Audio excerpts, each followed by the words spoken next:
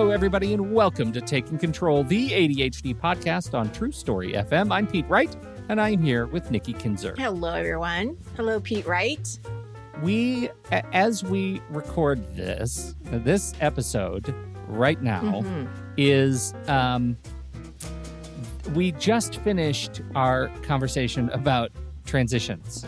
Yes. Right? And we had our dear friend Tommy Metz III from All the Feelings come. We did a little crossover a bit there. We talked about transition treats and dopamine redirection, and all of it as sort of part of the denouement of our games series.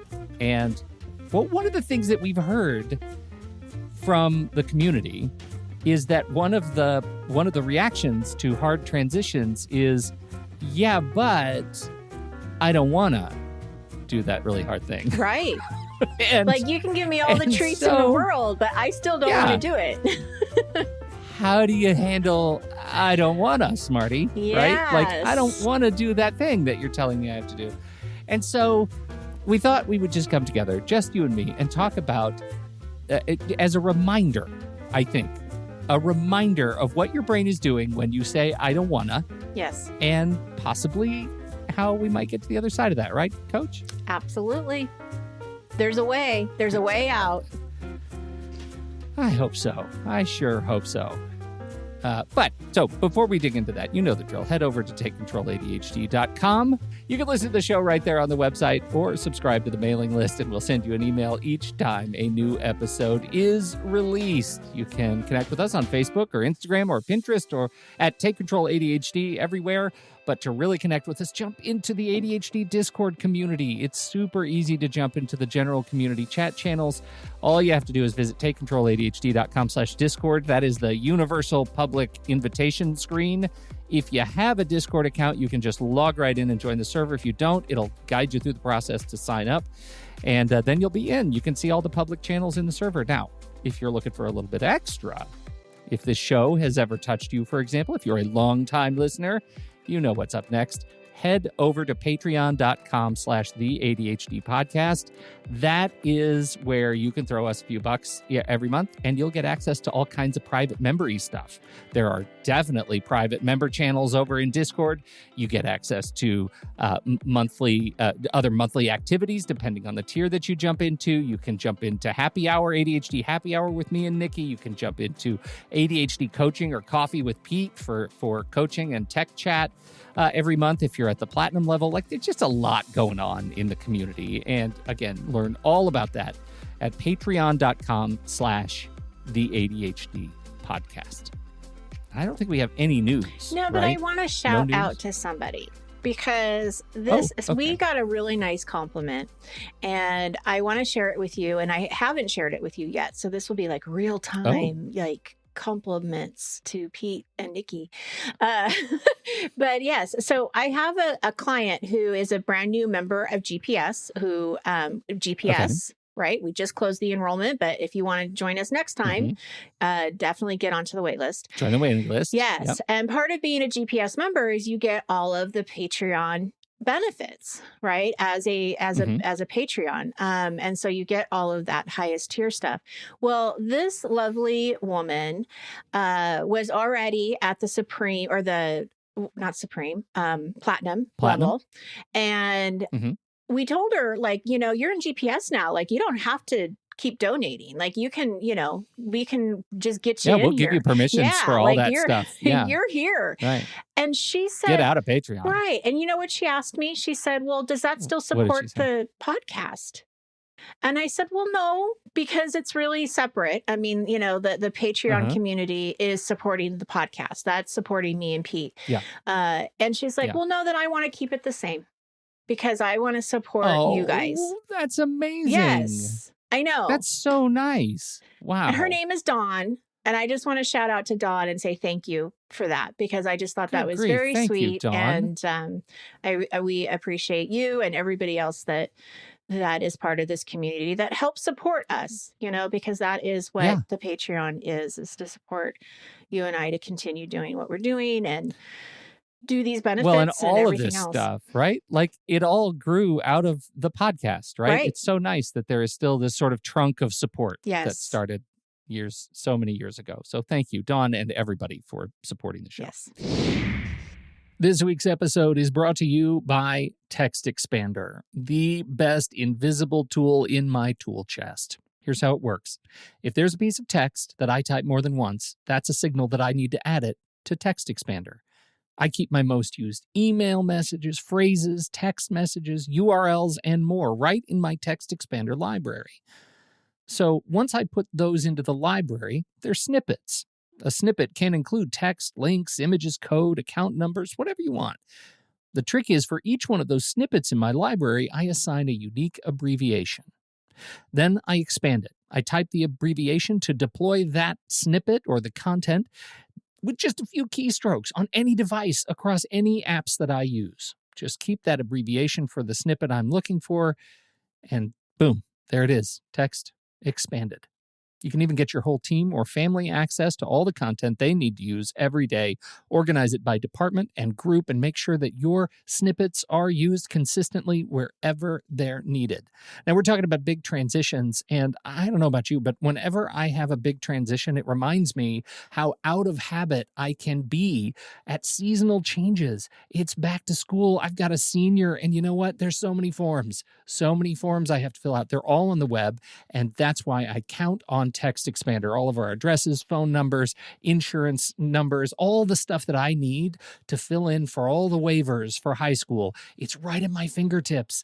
I don't use this stuff every day, but here's my hint. Command on a Mac or Control on a PC /. That brings up a quick search menu, so you don't have to remember all of the abbreviations for all the snippets you have. Just Command or Control /. And you can just search for whatever you need right in a little handy pop-up window. It is so simple, so perfect. It's chef's kiss perfect. So that's it. TextExpander, that easy. Available on Mac, Windows, Chrome, iPhone, iPad. And for listeners of the ADHD podcast, you can get 20% off your first year of service. Just visit takecontroladhd.com/TextExpander, and you will be whisked over to our page on their site where you can get started.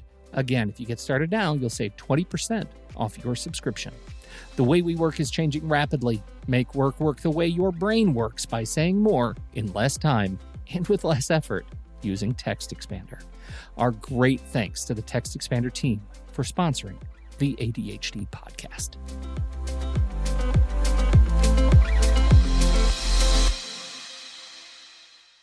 I don't want to do anything, Nikki. I don't want to. I don't either. Sometimes I just don't want to. I just think going into my dining room and doing a puzzle sounds really good right now. Yeah. Yeah. Right. It does. I have a whole list of things I don't want to do. And what happens is if there's one thing I don't want to do, it usually is in the way of 4 or 5 other things that I maybe would have done, but now I really don't want to do. Yes. They stack Motivation. up, right? They're compounding. Yeah. So what is going on with this little thing, our dear friend, special friend of the show, emotional dysregulation? Yes. Yes, that's exactly what it is. So this is an impairment or inability to regulate your feelings, right? So it may cause an overreaction to small setbacks or challenges. And when you were talking, that's the first thing that came to my mind was that as soon as something doesn't go the way you expect it to, the day is over. It feels like it's over. Mm-hmm. I'm hanging up my my hat and my trench coat, and I'm going to go do my puzzle. Your hat and your trench coat? Are you a 1930s detective? Yes, I am. I am a real gumshoe. And it's raining outside. Like, I have this whole vision. Yeah. I'm like in New York City. Oh, very noir. Yeah. And it's stormy and I'm hanging everything up, and, I got candle lights. I hear this. I hear a lonely saxophone in the distance. Yeah. And it's all by candlelight. I have to do my puzzle with candlelight because, the electricity isn't working right now. Yeah. I have a whole thing in my head. But outstanding. It is really. But yes, still. Okay. Going back to the emotional dysregulation. Yeah. I'm going to have you talk about the science because these words are too hard for me to pronounce. I think we've, this is sort of a universes collide kind of a thing, because a while ago we did a show on the divorce podcast that I host, How to Split a Toaster. And we had a guest on who talked about the amygdala hijack. And this was some years ago. And at the same time, we started talking more and more about emotional dysregulation and the role that the amygdala serves in regulating emotions. The amygdala is the portion of the brain that handles the emotional reaction and decision making. And in times of stress, like in that case, divorce, in our case, ADHD, the amygdala takes over things that it should not take over, right? Yes. In our sort of evolutionary response to, oh my God, there's a saber-toothed tiger on that rock right above me, that's when you want your amygdala to hijack everything and get you out of there. But right now, what is the greatest threat that we face? It's not a saber-toothed tiger. No, it's opening an email. I can all but guarantee. Right? It's making a phone call. It's opening an email. Yeah. Yes. So the amygdala is taking over services that need to remain clear and cogent. And that is emotional dysregulation. Absolutely. Absolutely.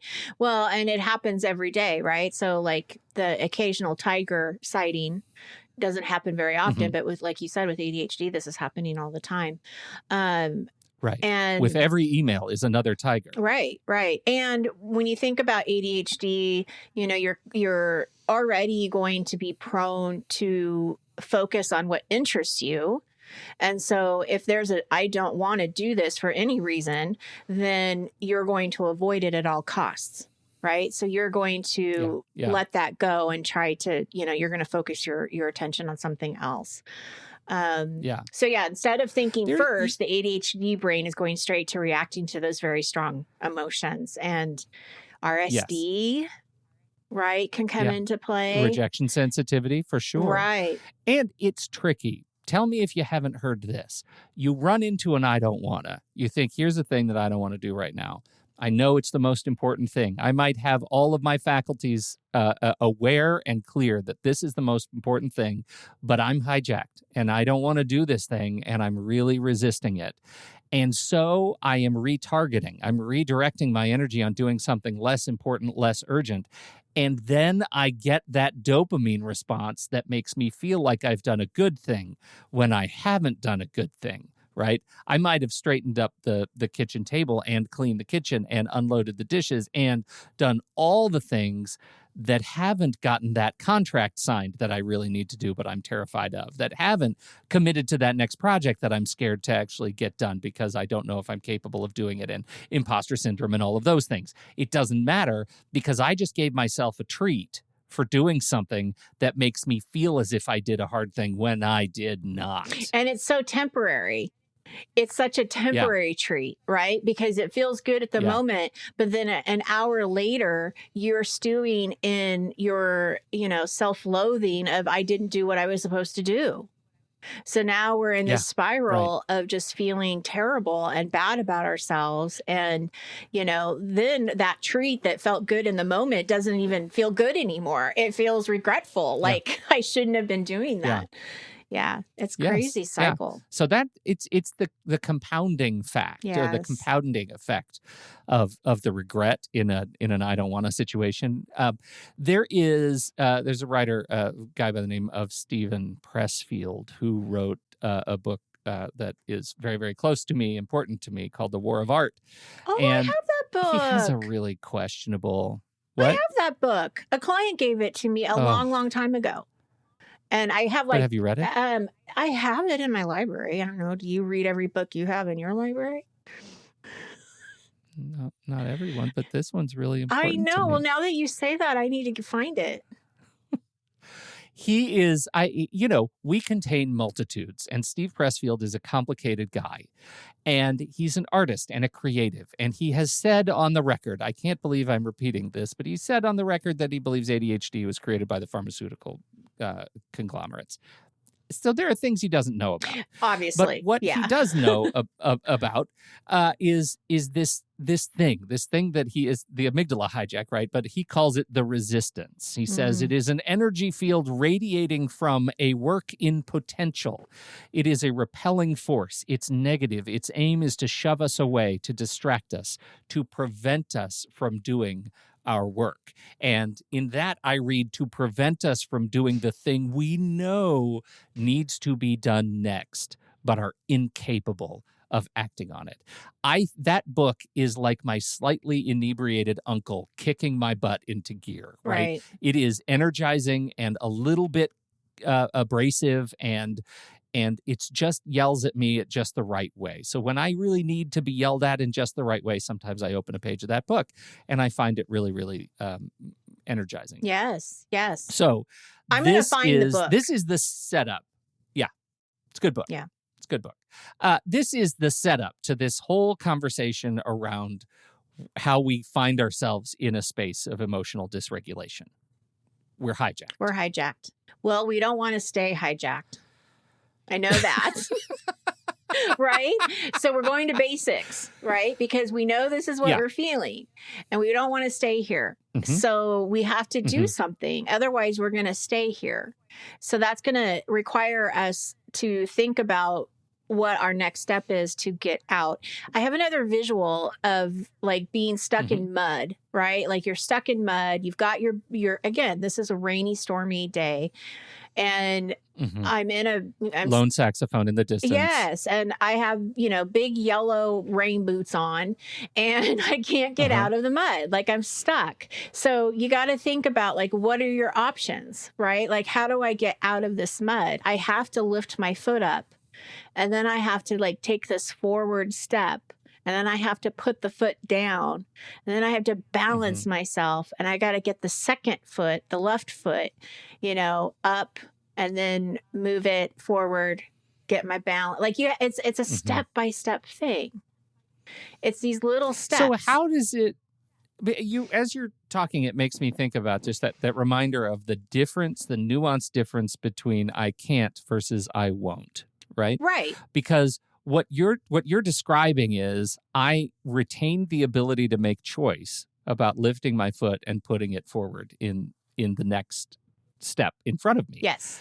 And the other voice is, oh, but because I'm hijacked, I won't do that.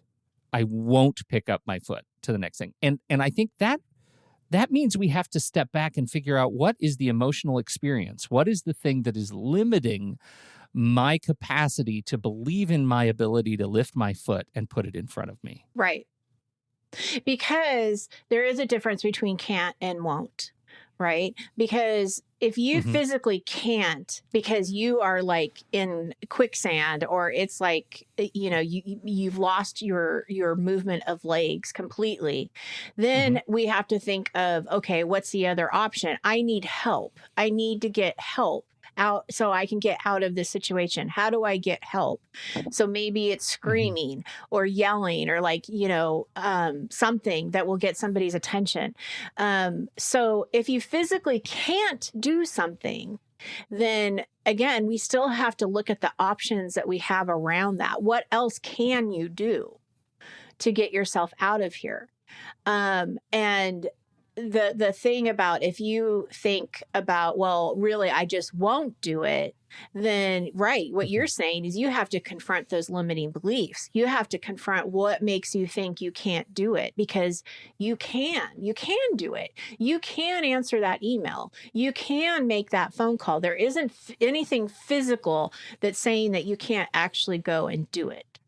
So again, we have to look at our options and what does one step forward look like? And yes, I guess separate a little bit, right? Because your emotions are so high and it's really difficult to have any space in between them. So let's get out of the mud. We're going to not use that story anymore. Because what's really this is really great because what you've just described is limiting beliefs as a spectrum, which says like there are limiting beliefs, which is like, well, I can't do that, or but at some point the limiting belief becomes a tantrum, and that's what I don't want is. That's what I won't represents. It's an emotional internal tantrum that says I am putting up walls around what my next step would be, whether it's a step out of the mud or answering an email or picking up the phone to check my voicemail or whatever. I am in a tantrum state. And we have to recognize that me being in a tantrum state should not dictate a refusal to do the most important thing. That's what we have to kind of navigate between. Right.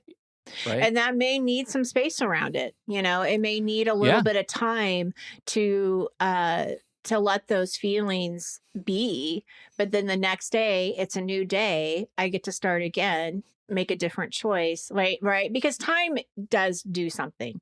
It does help us in a lot of ways. And especially with emotions, it can help the heightened emotions start to calm down.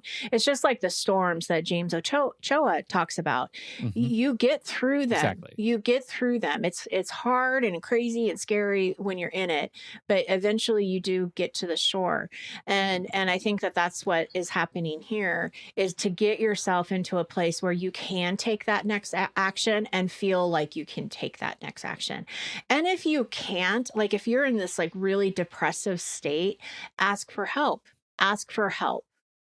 If you don't see any other way out, like you don't see it, that's where you really need to say, I need help right now. I need something more than just coming from me. Right. And that's okay. Yeah. And it's totally okay. Totally okay.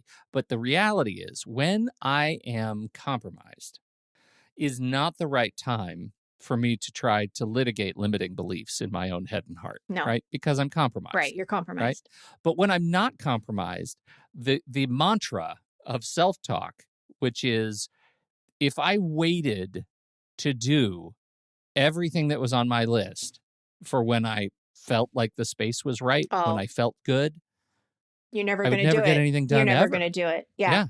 And absolutely. I read this article about ADHD scheduling, and the setup is always like this. Why do people with ADHD resent schedules? Well, it's because if you're a neurodiverse, then you tend to feel more inclined to improvise with your time and to follow the nature of whimsy. This was in Chat At It today on their blog, and there is a lot to that. And that doesn't change the reality that we live in a culture that demands at least some adherence to time scheduling and responsibilities. Yes. That's just our reality. Right. And so we have to figure out how to adapt. And that's where I think that, mindset is important. I think identifying those limiting beliefs are important, and finding the strategies that help you get into that next step, which is what we talk a lot about here, right? We talk about, using body doubles. We talk about Pomodoro methods. We talk about, intentional planning. Like these are the things that will help you get out of that and get you into that first step. And so I think it's giving yourself enough time to let the emotions go down a little bit, but then saying, what can I do? Right. And I keep going back to when my daughter was in elementary school and they were teaching growth mindset. And I still remember her saying, Mom, you can do hard things. You can do hard things. Yeah. And that's almost like what you have to keep repeating to yourself is I can do hard things. And I think your point to waiting for motivation or waiting for the right time, I think what I'm talking about is we're waiting for the emotions to be a little bit less, but you can't wait for the right time because you're absolutely right. It's never going to happen. That motivation, you're not going to all of a sudden be motivated to do a bunch of communication work when you don't want to do it. So then we have to figure out how can you make it a little bit more engaging, less hard, and then you look at these strategies. Yeah. And the thing that you have to be careful of, and I'm going to, this doesn't happen often, but it does happen every once in a while where I'll be talking to somebody and I'll be like going back and forth on these strategies. And I'm always hearing yeah, but, oh, I tried that, but, I don't think that's going to work for me. So there's always a reason that they have somehow convinced themselves that this particular strategy doesn't work. And I've been doing this long enough to know that just because it didn't work for you maybe 2 or 3 or 4 years ago does not mean it's not going to work for you today. And so anything that you're questioning, I would really recommend that you keep trying again and look at it from a different point of view. Can I just throw out a thing I haven't thought about until just right now? Yeah. I have this thing that I've been saying for decades that my tendency is to back pocket success, right? Like I have a thing that I feel really good about. Like let's just say I've written a couple of books that I have never published. They're fiction books. They're just sitting in a drawer. And part of my hang up, my mental malfunction, is that I back pocket success. I keep those books in my back pocket and I say, well, I've written the book, but I'll never know if it would have been successful because it's not published. It's like Schrodinger's book. So I can feel good about doing it, but also constantly punish myself for not finishing the job, right? And I think there is something to that, speaking about my behavior writ large around trying new things around systems. When I find myself like really pushing back on a system, sometimes it's because the bigger question than why have I not done it is what if it works? What if it works and I find new ways to fail? What if I unlock something but uncover that the reason it hasn't worked for me before is not because it hasn't worked for me before, but because I'm a bad person? That's the limiting belief that's going on in my head, that I'm going to uncover some related malfunction that I am going to hate knowing about myself. So I better keep it a secret and keep the walls up. And for some reason, you feel you're protecting yourself. Yeah. And it hurts so much to like say that crap out loud. Yeah. But I also know on some level, I am, like you said, I'm protecting myself from something that I believe is worse. Right. That's like inner lunacy for me, right? Like why would one do that? But that is at the root. When I'm compromised, that's at the root of my I don't wanna, because I have already written the script about why this doesn't work so that I don't have to face the monster on the other side. And not asking yourself, what if it did work? Yeah. Right. I don't think I've ever put all of those words together before. For about myself. Right. I don't want to judge anybody else. But I just reflect that because maybe someone hears what I just said and says, oh God, I do that too. Yeah. I wonder if I'm alone. Right. Yeah. Oh, I don't think you are. That's going to be something to reflect on. Right. For sure. For sure. For sure. And I think that's, that's the key, is that when we're in the state, what do we need to dig deeper around? That resistance. Where do we need to like ask ourselves some hard questions? But also I think what you have said and added is really important too. But what if it does work? What if this is a good thing? What if I send this email and it actually, they're not mad at me. They're actually like saying they're sorry, right? Like there's a lot of different scenarios that could be more positive too. And we tend to really forget those. Yeah. For sure. Yeah, it's not an easy thing to get by. I'm exhausted. I know. There's a lot of a lot to think about here. But it's a good conversation. I'm glad that we have it, because it is something that we all do and don't always catch ourselves doing it. We appreciate everybody for a number of different things. The first one is members who were looking forward to a live stream last week and we had to cancel. We're sorry. We hope this episode somehow makes up for it. Yes. And for everybody else, thank you so much. We so appreciate your time and your attention. Don't forget, if you have something to contribute, I'll still create a thread in the Show Talk channel to talk about this episode as it goes out. And we appreciate your comments. Head over there and see what's up and share your thoughts. Hopefully something connected on this one. It's a big one. I'm sure we'll come back to it. Yeah, for sure. Yeah. You can join us over there by becoming a supporting member over at patreon.com/the ADHD podcast at the deluxe level or better. On behalf of Nikki Kinzer, I'm Pete Wright. We'll see you right back here next week on Taking Control, the ADHD podcast.